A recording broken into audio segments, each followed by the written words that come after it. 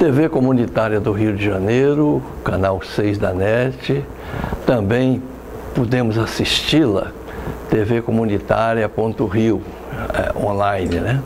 Conosco aqui, no nosso núcleo Consciência e Arte, o nosso querido já, eu diria que habitué nosso aqui, que está se tornando quase que um colunista, o nosso querido pastor Moza, ele que também é professor de teologia, de ética, formado em teologia e também no seu currículo a gente destaca aqui na Universidade Católica Pontifícia, tanto do Paraná como do Rio de Janeiro.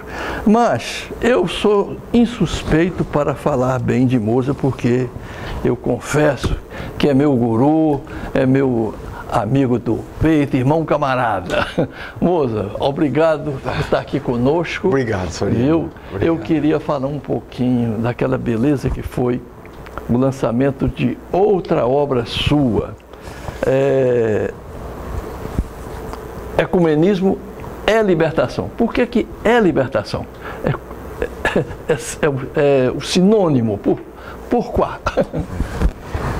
Primeiramente eu quero agradecer a você, meu querido amigo Soriano, ao Maxi, por essa oportunidade de falar aqui na TV Comunitária. Essa questão de ecumenismo é libertação parte do princípio de que o ser humano tem uma vocação ontológica, e essa vocação ontológica é a liberdade. O ser humano nasceu para a liberdade.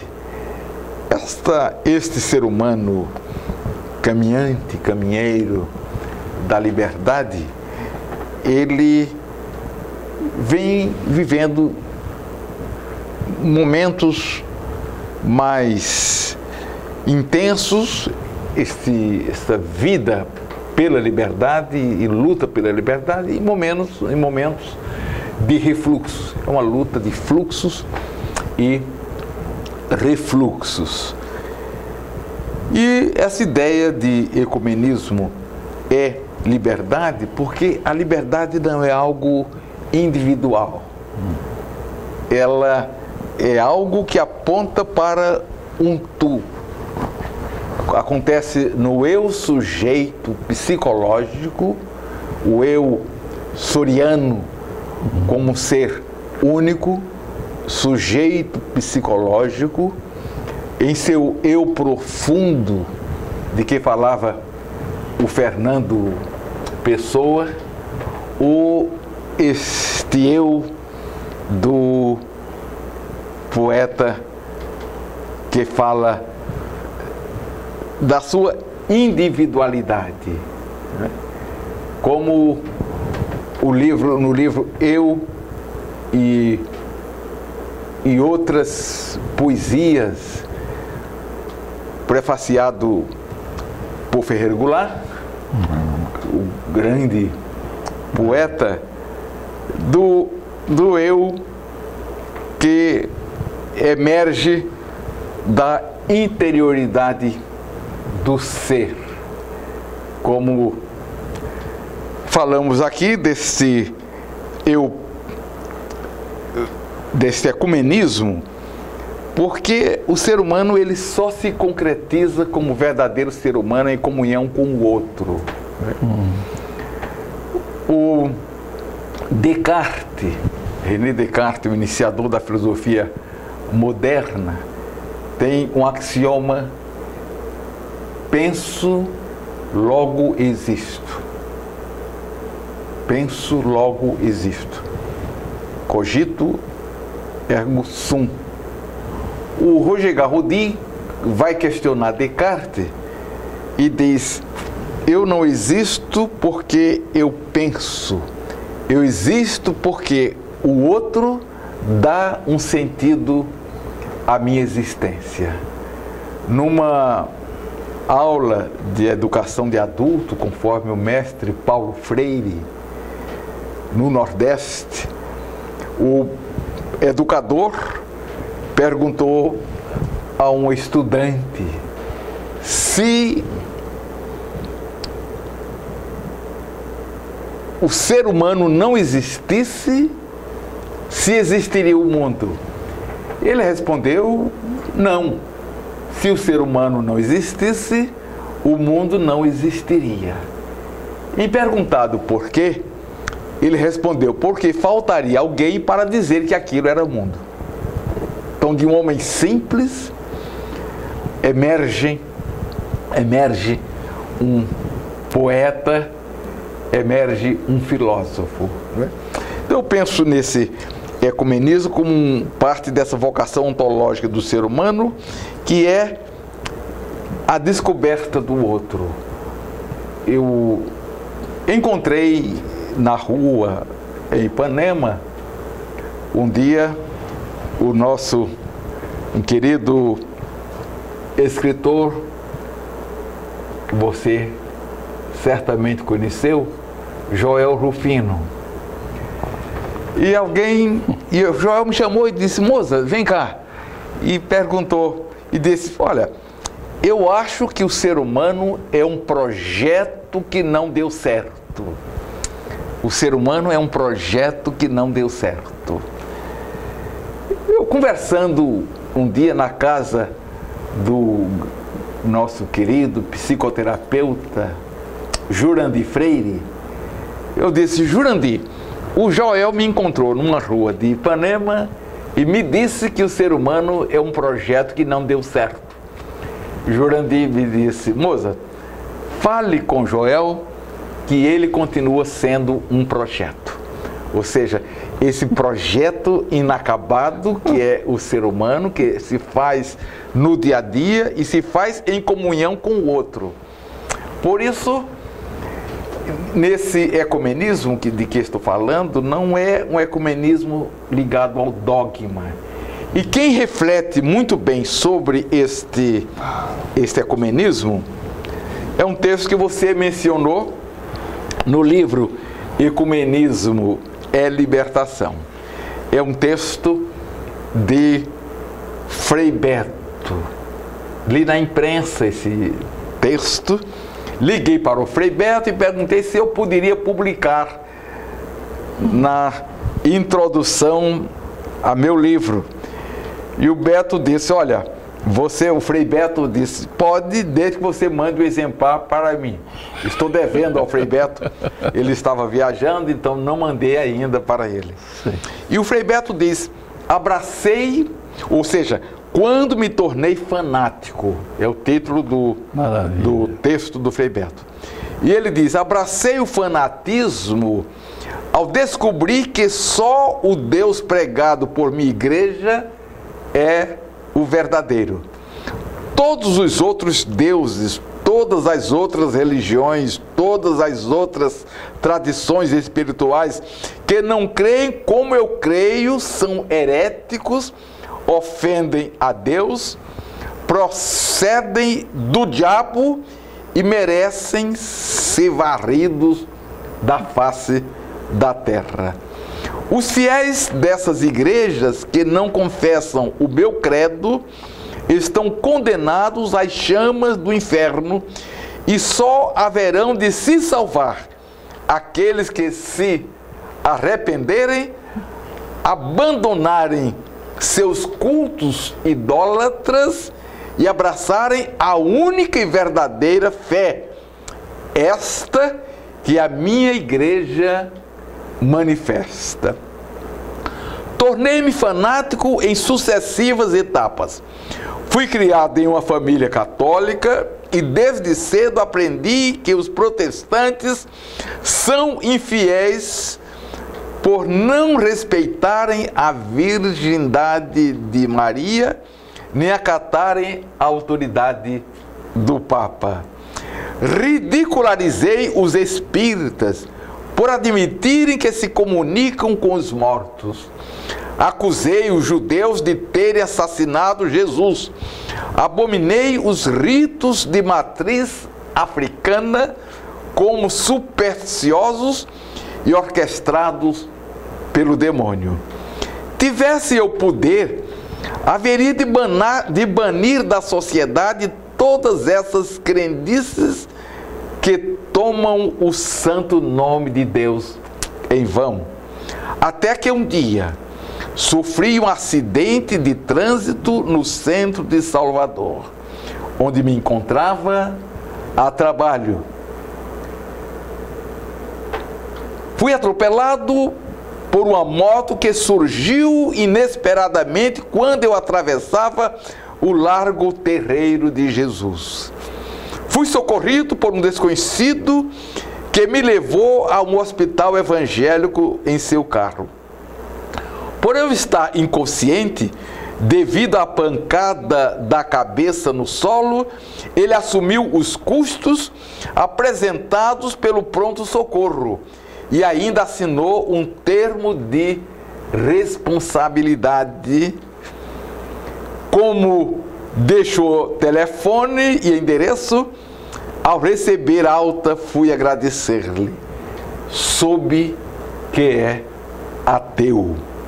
Fiquei me perguntando se todos os fiéis da minha igreja seriam capazes de prestar igual solidariedade ou se passariam indiferentes diante de um acidentado e ainda se autodesculpariam com este raciocínio cínico.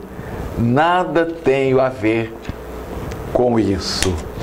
No hospital, fui visitado por uma senhora espírita que me deu grande consolo. Já não tenho parentes na capital baiana. Manifestei a ela meu estranhamento ao fato de os espíritos afirmarem conversar com os mortos. Ela retrucou com um sorriso: vocês católicos conversam com quem quando oram a São Jorge, Santo Expedito e a Santo Antônio? Meu médico era um judeu casado com uma palestina e as duas enfermeiras muito atenciosas frequentavam o candomblé e a umbanda. Ao deixar o hospital, tive a surpresa de encontrar na pousada na qual me hospedara a mochila que havia perdido no acidente.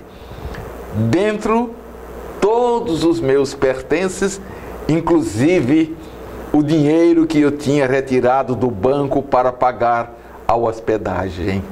Um taxista encontrou o cartão da pousada entre meus documentos, devolveu a mochila e informou que me havia ocorrido. Como deixara o telefone dele, liguei para agradecer. Não resisti à pergunta: por que o senhor devolveu todos os meus pertences, inclusive o dinheiro? Ele simplesmente respondeu: sou muçulmano. O ser humano, meu querido amigo e irmão Soriano, é um só. Como diz o poeta J.G. de Araújo Jorge, o sangue é vermelho, do homem branco, do homem negro, do homem amarelo. O sangue é vermelho, é um sangue só. O leite é branco, da mulher branca, da mulher negra, da mulher amarela. O leite é branco, é um leite só. E Deus pôs por dentro de homens e mulheres de aparências tão diferentes uma humanidade só. O mesmo sorriso, a mesma alegria, o mesmo pó. Maravilha. Ô moça, ecumenismo, você não diria que cobra, mas você vê o ecumenismo autêntico e libertação realmente quando você fala que Foi muito lindo o movimento de reaproximação, de todas as igrejas fazerem culto juntos, a gente chorar junto, a gente celebrar junto, cantar junto, mas você cobra mais, eu acho que você cobra ação, né? Sim. E como isso que deveria ser a ação Sim, realmente do mais autêntico ecumenismo, né? Meu amigo e irmão Soriano... Ou seja, a prática, a teoria sem prática é oca, né? Isso. Na verdade, existe uma forma de ecumenismo chamado o ecumenismo de cúpulas, né? Um diálogo importante, verdadeiro, entre católicos e evangélicos, protestantes. Esse diálogo pressupõe um ecumenismo a partir da doutrina. Um diálogo que pressupõe uma aproximação entre igrejas católicas e evangélicas a partir de Roma, do Vaticano, ou de Genebra, sede do Conselho Mundial de Igrejas, sede da Federação Luterana Mundial, da União de Igrejas Reformadas, Metodistas. É um ecumenismo a partir de anglicanos. Então, é um ecumenismo a partir das cúpulas e da doutrina.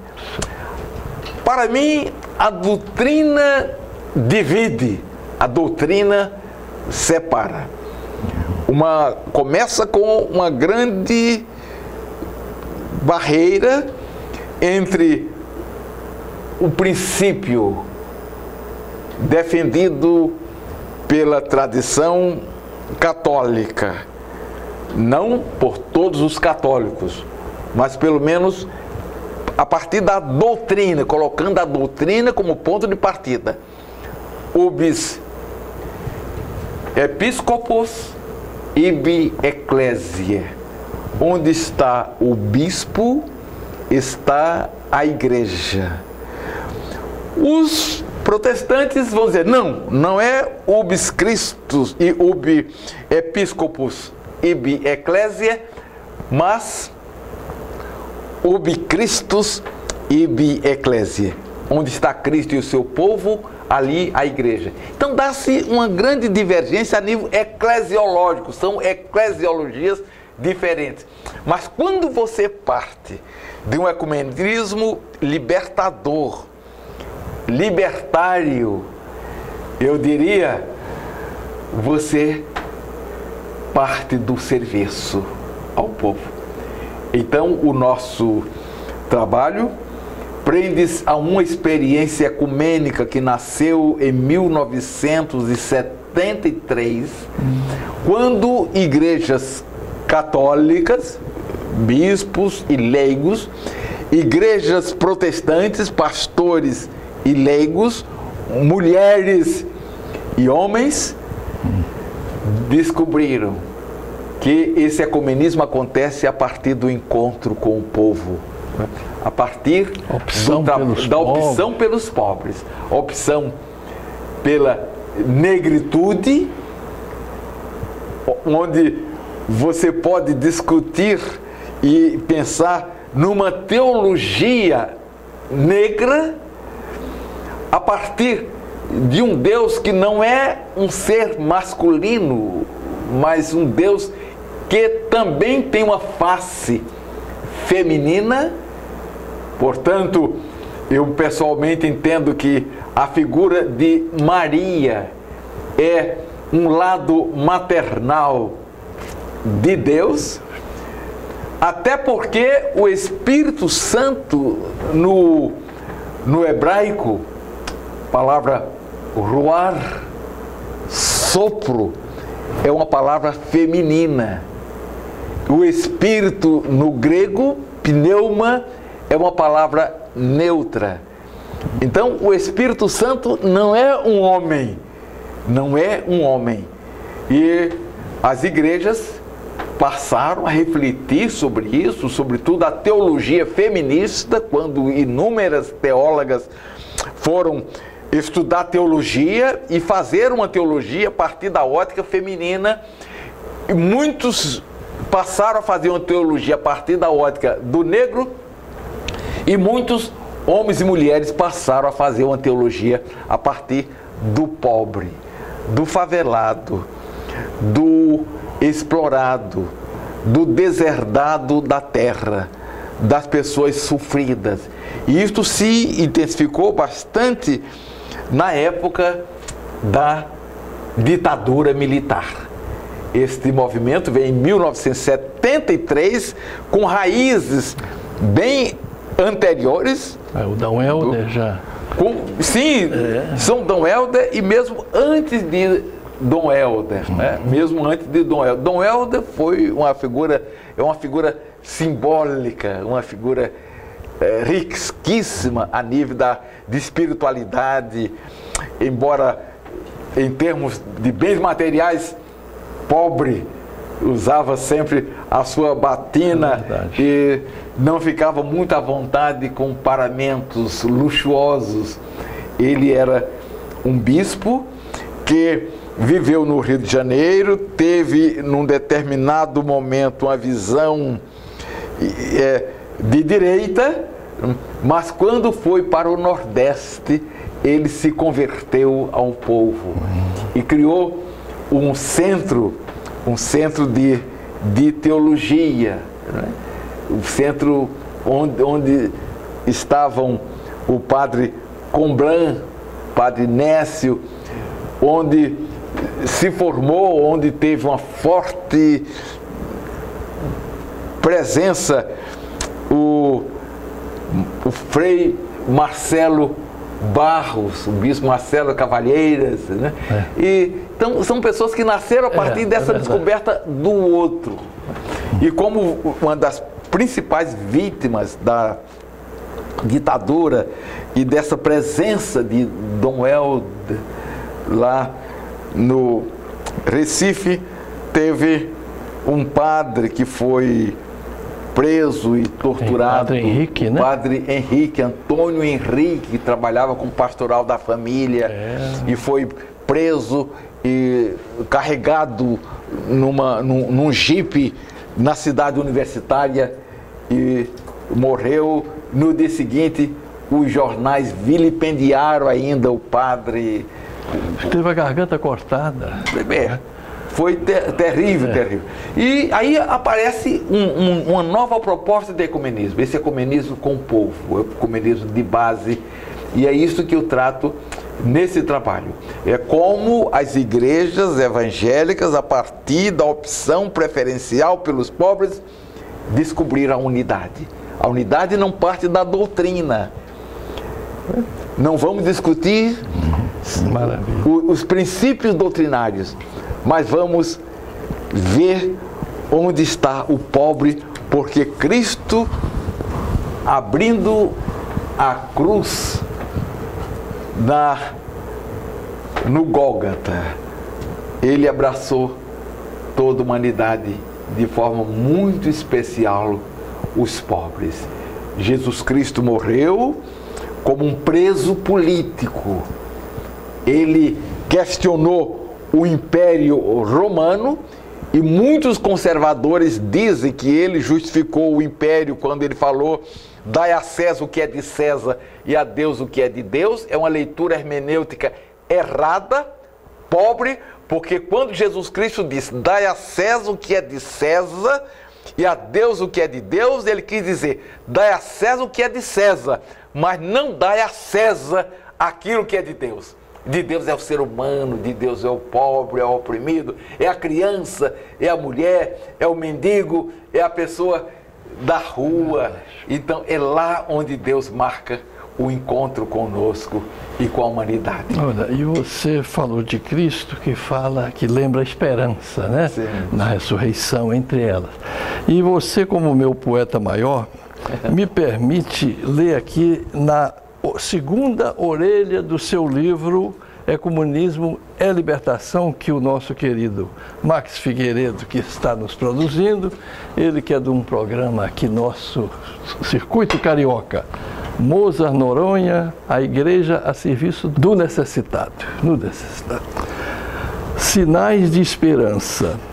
Peço a Deus que nos dê inspiração e que renove em nós a inteligência, que nos faça ganhar experiência nos momentos amargos que virão. Por necessário se ter precauções, precisamos já agir com transparência no momento de alguma interferência através das palavras ou mesmo ação. E que as pessoas unidas no serviço venham ter por sagrado o compromisso de ajudar pobres, mulheres e crianças. E que esse gesto de amor seja um projeto construído com luta e com afeto e com sinais explícitos de esperança. Um pouquinho do seu livro. Eu peço também um close aqui na parte do meu querido Max. O cordel pede passagem. Escuta, e a educação pede passagem? Foi tão bonita aquela manifestação do dia 15. E pois é, meu amigo. Reforma da educação, da Previdência. Ou seja, fim da educação e fim da Previdência. O golpe na educação começa com Temer, né, suspendendo as verbas para educação e saúde por 20 anos. Né? Começou o grande golpe. E um golpe maior vem com essa proposta, com constantes projetos arrancados por medidas provisórias, né? Projetos que deverão ainda ser. Felizmente ainda estamos numa democracia e eu espero que o Supremo Tribunal Federal, que as instâncias jurídicas coloquem um freio em um projeto completamente genocida e também para o povo uma violência criminosa, toda violência é criminosa, mas de forma tão violenta que é tirar verba da educação. Maravilha, moço. Então tá aí a receita, todos à luta. TV Comunitária, Canal 6 da NET, o Núcleo Consciência e Arte. E, sobretudo, a você agradecemos pela audiência, Canal 6 da NET e também TV Comunitária.rio. Obrigado.